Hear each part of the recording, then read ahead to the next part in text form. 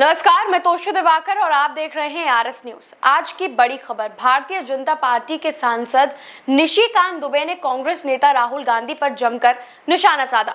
उन्होंने विदेश मंत्री एस जयशंकर से सवाल करने पर राहुल गांधी को पाखंडी करार दिया और सन 1991 के भारत पाक सैन्य पारदर्शिता समझौते को लेकर कांग्रेस पर देशद्रोह तक के आरोप लगाए। क्या है पूरी खबर, देखिए ये रिपोर्ट। मामला तब गरमाया जब कांग्रेस सांसद राहुल गांधी ने ऑपरेशन सिंदूर को लेकर विदेश मंत्री एस जयशंकर से सवाल पूछे।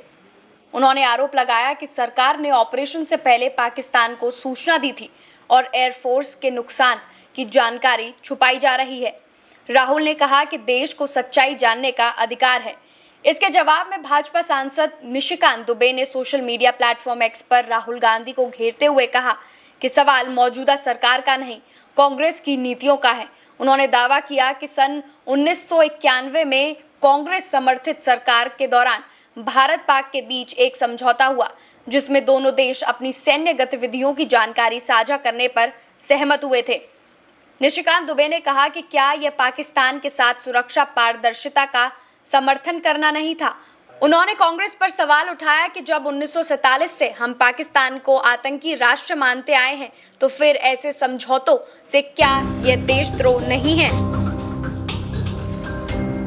तो भाजपा सांसद यही नहीं रुके। उन्होंने कहा कि सन 1950 के नेहरू लियाकत समझौता, 1960 का सिंधु जल समझौता और 1975 का शिमला समझौता कांग्रेस ने हमेशा पाकिस्तान को राहत दी है। उन्होंने ये भी कहा कि देश को भीतर से कमजोर करने वाले तत्वों पर कार्रवाई का समय आ गया है।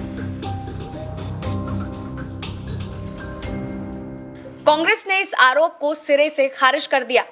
पार्टी ने कहा कि 1991 के अंत तक कांग्रेस ने चंद्रशेखर सरकार से समर्थन वापस ले लिया था और चुनावों की घोषणा हो चुकी थी।